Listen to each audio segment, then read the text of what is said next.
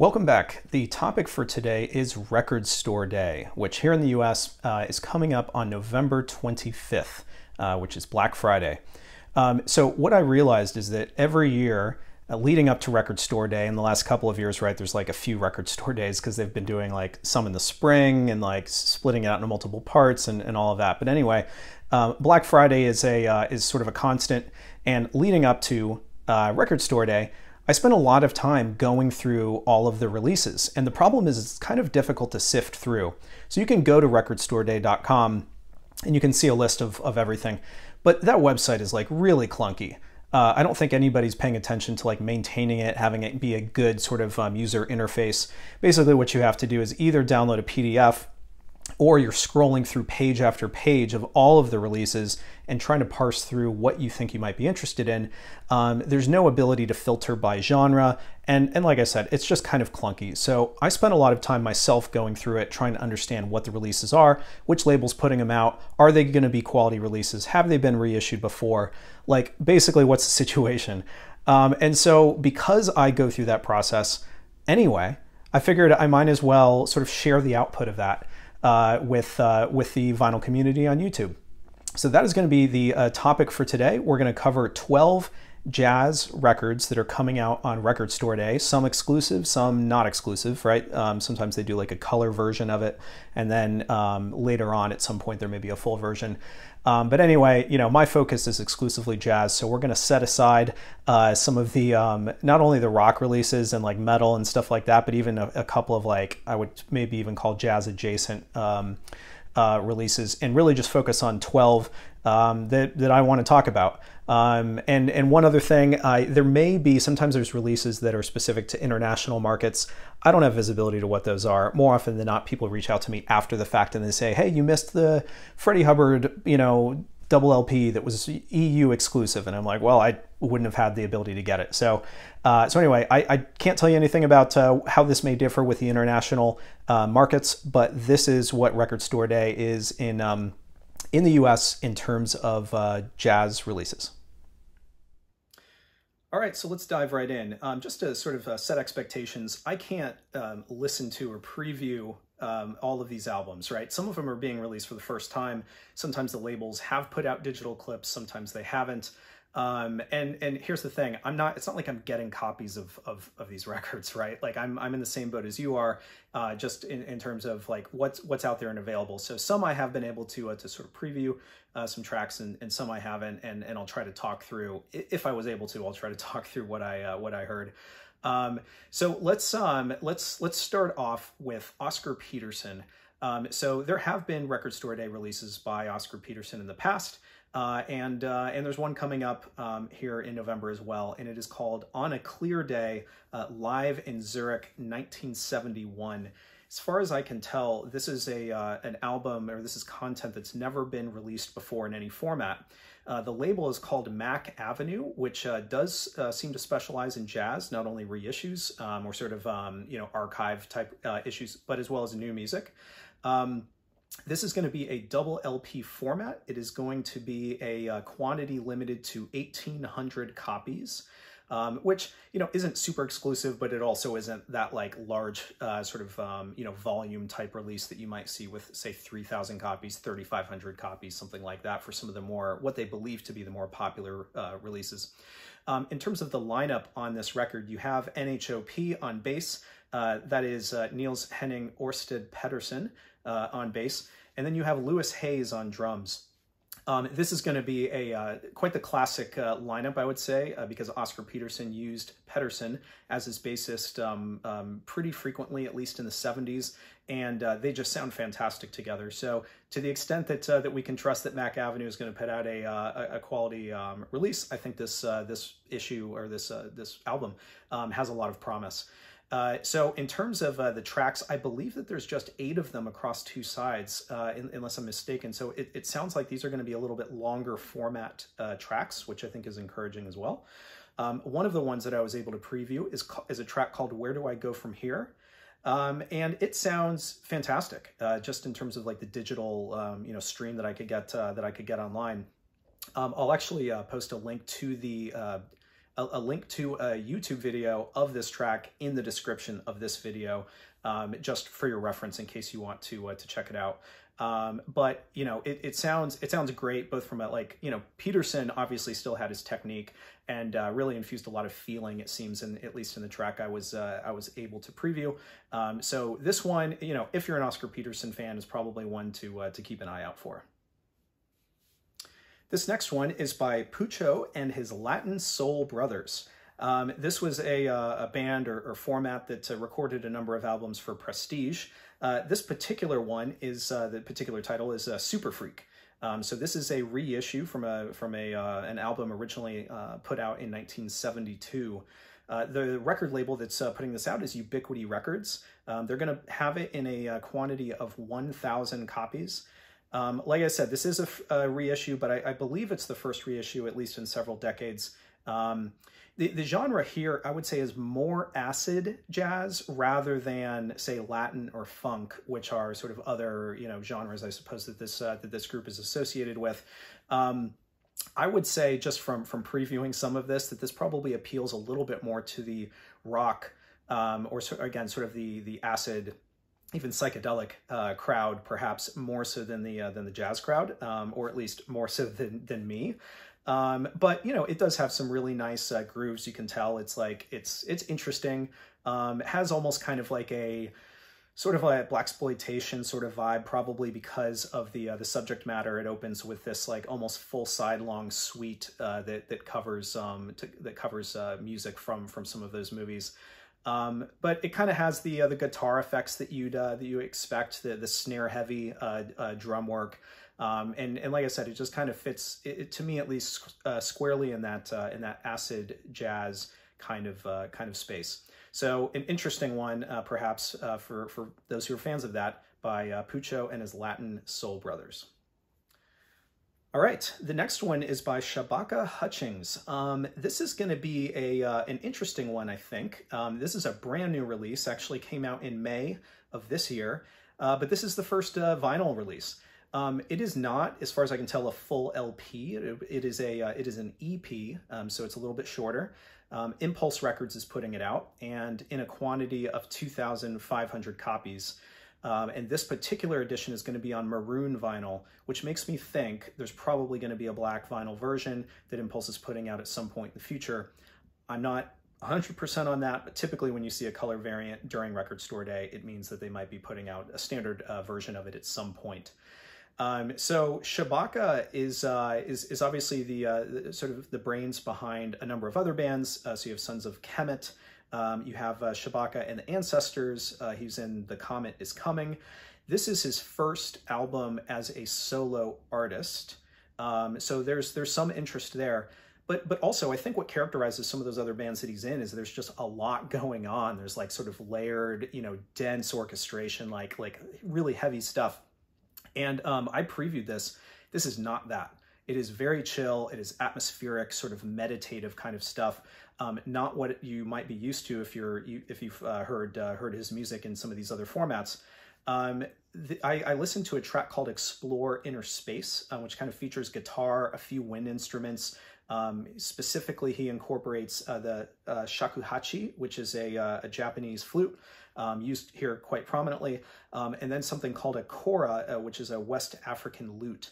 So the instrumentation is pretty interesting, but like I said, very, very sort of sparse, atmospheric, meditative. I get a little bit of like a Paul Horn vibe here. So Paul Horn made this album called Inside, which was recorded inside the Taj Mahal, and it's super interesting. It's one of these records you can get for like $1 most of the time, but if you see it, you should check that one out. And anyway, I got a little bit of that vibe on this album, or at least in that track that I previewed, but I think in a good way. So this is one that I think is going to appeal to probably a lot of folks who are interested in sort of the newer, I don't know, some of the techniques that they're incorporating in a lot of new jazz, especially that's coming out of the UK. This is probably going to be one that appeals to you. All right, this next one is by Jaco Pastorius, and it is called Truth, Liberty, and Soul, live in New York City. If I were to characterize my relationship with Jaco Pastorius, I would say it's complicated, because I often find myself preferring him as a supporting musician on other leaders' work rather than listening to his own stuff. And that's nothing against his talent. It's simply that you know, he really got into that kind of fusion, that sort of jazz rock fusion space, and I was just never that much of a fan of that genre. So you know, it doesn't mean that that you won't like it if you like that sort of music. This particular release is being put out by Resonance Records. It is a triple LP. They are releasing it in let's see, on 180 gram vinyl. There's going to be 2,000 copies. I know there's a lot of folks who really prioritize getting the Resonance series of releases, especially when it comes to Record Store Day, because their name is sort of synonymous with great sound and a great sort of package. So could be an interesting one for a lot of folks, although if it's a triple LP, this is probably going to be a little bit on the pricier side. So in addition to it being 180 gram and triple LP, it is mastered by Kevin Gray and restored by Paul Blakemore, who has been doing a great job. He's a Grammy award-winning engineer. He's been sort of restoring and remastering a number of different releases, and whatever he touches usually sounds pretty good. So the format here is a large orchestra, and again, it is a live format. So it's a 22-piece band that's here. Generally speaking, even if it wasn't that sort of jazz rock fusion space, the fact that it's a big band, you know, is it going to be for me? I'm not sure. I did listen to a little bit of it, and it sounded interesting, but again, maybe not squarely in the exact sort of jazz space that I'm interested in. So you know, at the end of the day, you know, I don't know. This is going to be one that I think a lot of people are going to want to get. Is 2,000 as a quantity of 2,000 enough? Maybe, maybe not. Again, because you have these folks who collect basically anything that Resonance puts out. So anyway, there you have it. It's also on the docket for Record Store Day. All right, this next one is the latest in the Jazz Dispensary series. So they've been putting out volumes, really compilations, I want to say every Record Store Day of late anyway. This one is titled Haunted High. I don't think it's specific to Halloween, but so I'm not exactly sure what they're getting at. Maybe somebody else can let me know in the comments, but it's called Haunted High. Jazz Dispensary is a Craft Recordings subsidiary, so they also do a great job in everything that they release, and Jazz Dispensary seems to be sort of going through the Craft sort of umbrella catalog and choosing individual songs that fit a certain vibe, packaging them almost like a mixtape into these volumes. Most of the time, they're relatively obscure. I mean, I spend a lot of time listening to jazz, and on the most recent volumes that they've put out, I didn't recognize most of the material that was on them. So they really are digging pretty deep to put together these sort of mixtape formats. This particular release is going to be in a quantity of 3,600, so it should be relatively available. And it's going to be on what I would call what looks like a splatter pink vinyl. It looks like it should glow in the dark, but I don't think it does. So let's see. Some of the musicians that are represented here include Cannonball Adderley, Woody Herman, McCoy Tyner, Flora Purim. Should probably know how to pronounce her name because I keep seeing her stuff around. You've got Mongo Santa Maria, you've got Cal Jader, you've got Gene Ammons and Barbara Lewis. I think there's others. So again, mixtape formats curated to provide a certain kind of like spacey, relaxed vibe that generally speaking, they do a pretty good job of achieving. So there are a few highlights. Gene Ammons has a version of Strange Fruit here. That is just super spacey. So it is from an album titled Got My Own from 1973 on the, I believe on the Prestige label. It includes Ron Carter, Billy Cobham, Hank Jones, and Idris Muhammad. And there's a heavy electronic component, which you wouldn't necessarily expect to have from Gene Ammons, but it sounds really good. The sort of electric piano almost has like a vibraphone feel in terms of how it comes across. So anyway, I'll link that track in the description of this video as well, so you can check it out. But all in all, you know, I personally think that this sort of mixtape format is a great way to get high quality releases of specific tracks that then kind of introduce you to other music, potentially other albums that you might want to explore a little bit deeper. So looking forward to Haunted High. All right, this next one is pretty obscure, and it is by Tony Williams, and it is called Play or Die. So this was a album that was originally put out in 1980. Supposedly, and only 500 copies of it were put out originally, and it was only put out in like Switzerland and Germany. There was never never a release in the U.S. So this particular reissue is on the Mingus label. It is going to be in a quantity of 2,000 copies. Like I said, originally put out in 1980. The original label was called PS Productions, so not a label I'm familiar with. But in any event, here we have it on the Mingus label. So this very much also falls in sort of the rock jazz fusion space, which is probably obvious for those of us who follow Tony Williams' trajectory. In terms of his earlier work with Miles, but then he kind of went into this jazz rock fusion thing. So the format here is a trio with electric keyboard, electric bass, and drums. I would say the electronic component here is very strong. It's not trying to sound analog, that's for sure. The keyboard at times almost has like a video game sort of like an early 8-bit or whatever video game kind of sound to it at times. So this is an interesting one. If you're into that jazz rock fusion thing, if you're interested in Tony Williams' work, you'll be interested in this. And, I mean, it was only ever available in terms of those 500 copies. Now we have 4 times than that just for Record Store Day. So anyway, if you're interested in any of that, could be an interesting one to check out.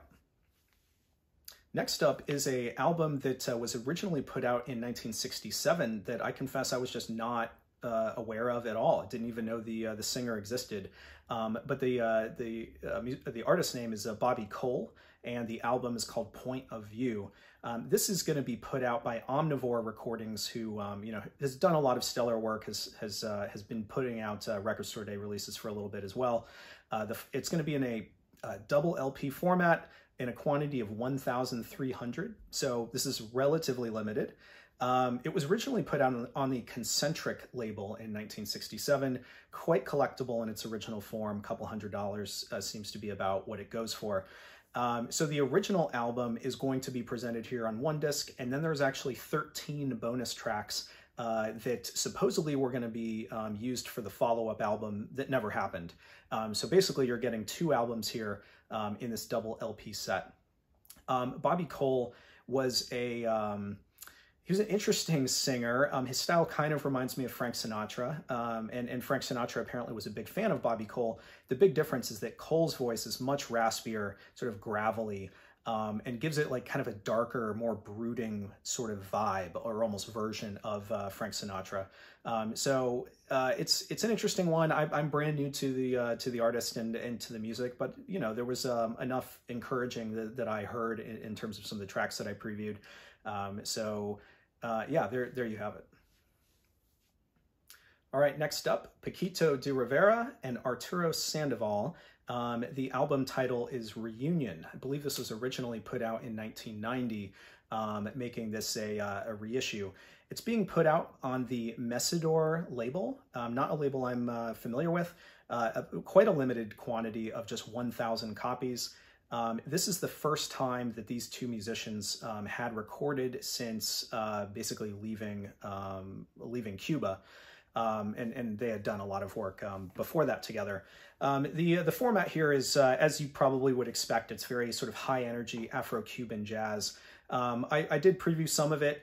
This isn't necessarily a title that I had been looking for or seeking. I mean, I actually early on in my playing as a musician, I was in a Afro-Cuban band, and so very familiar with the style, and certainly an appreciator of it.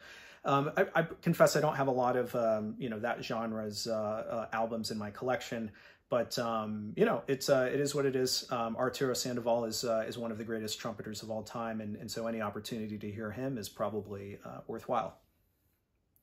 All right, I'm going to cover 2 releases here in one, and you'll see them each pop up right here. So this is Ahmad Jamal, And the title of these 2 volumes, because they are companions, is Emerald City Nights, live at the Penthouse. So the Penthouse was a live venue, I believe, in Seattle. And what these 2 volumes capture is first a collection of his live recordings from 1963 to 1964 at the Penthouse, and then the second volume is 1965 to 1966. So this is actually, I believe, the first release on a new label. And the label is called, it seems to be almost like a partnership or combination thing, Deep Digs, the Jazz Detective label, and then it's in partnership with Elemental Music, which is a more familiar name, at least to me. Each of these volumes are going to be put out in a quantity of 3,000 copies. It is going to be on 180 gram vinyl, and they are mastered by Bernie Grundman. So there's, you know, quite a lot of, probably going to be a lot of interest around these, and especially if we're treated to some fantastic sort of, you know, detail in terms of how it sounds. There's actually no audio clips available or sort of preview tracks that I could find at the moment, so I can't say how it sounds. My guess, based on those who are involved in this process, is that it's probably going to sound great. My guess also is that anybody who's looking to buy the 1963 to 1964 is going to also want to get the 1965 to 1966. So if you're interested in this music, you know, have you know, both hands ready to grab copies if you see them in store. All right, 2 more, and these may have the potential to be highlights of Record Store Day in terms of the jazz releases. We'll see. So this next one is Charles Mingus's self-titled, or really it's called simply Mingus, and it is on Candid Records. So this was originally put out in 1961. I actually have a original copy here, so if I do pick up the Record Store Day one, I'll probably do some sort of shootout comparison.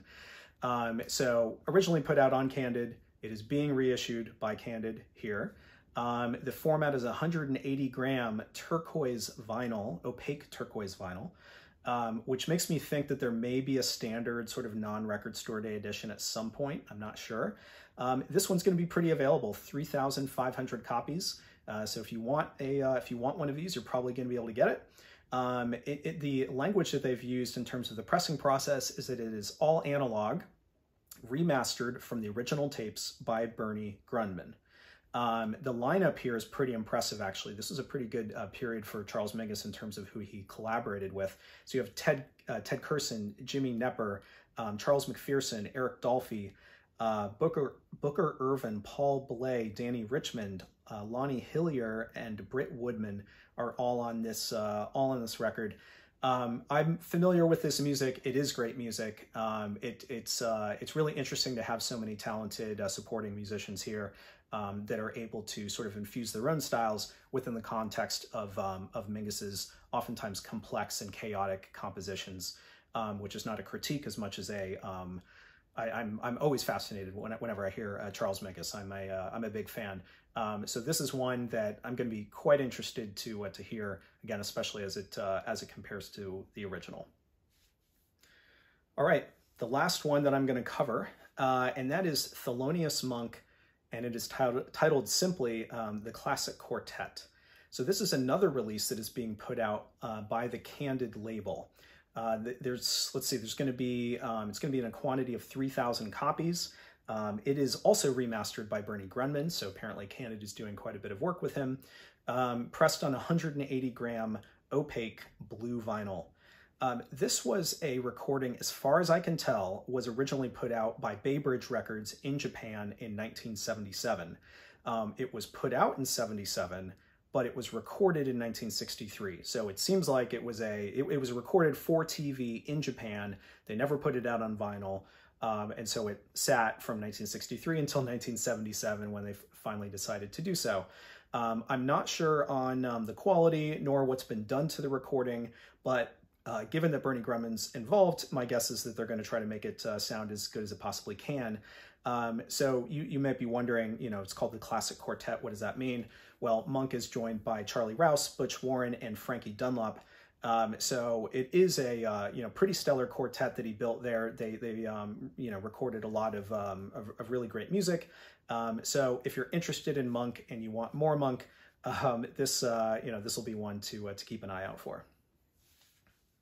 So there you have it. That is your Record Store Day preview, covering again 12 albums that are in the jazz space that are going to be released on Record Store Day. If I were to say which ones I was most excited about, most interested in grabbing, probably Shabaka is one of them. I'm very interested in his music and especially some of the stuff he's been putting out lately through some of these other formats. That Charles Mingus one, I think is going to be pretty interesting. I know it's a reissue of something I already have, but I'm always interested in getting something that sounds better. And then Haunted High is probably going to be a good one, and that one, those volumes by Jazz Dispensary are always not only available but relatively inexpensive even on Record Store Day. So I'll probably be looking out for that. And then maybe the other one is the Oscar Peterson, the one that I covered up front. Some of these others, I don't know, maybe in the spur of the moment, if I see it, I'll get inspired to pick one up. But those are probably the ones that I'm most interested in grabbing. So anyway, I'd be interested to hear your comments, what you're interested in. Let me know in the comments, and let me know also if I missed something that you think I should have covered. I wasn't familiar with every album on the list for Record Store Day, so it's possible I missed something, but I think I covered at least the major jazz highlights. So hope this was useful for you. Hope this prevents you from having to go to the Record Store Day page and sort of pour through it on your own. So thanks for watching. Please hit the subscribe button as well as that bell notification button, so which will let you know when I put out new videos in the future. So thanks very much, and I'll see you next time.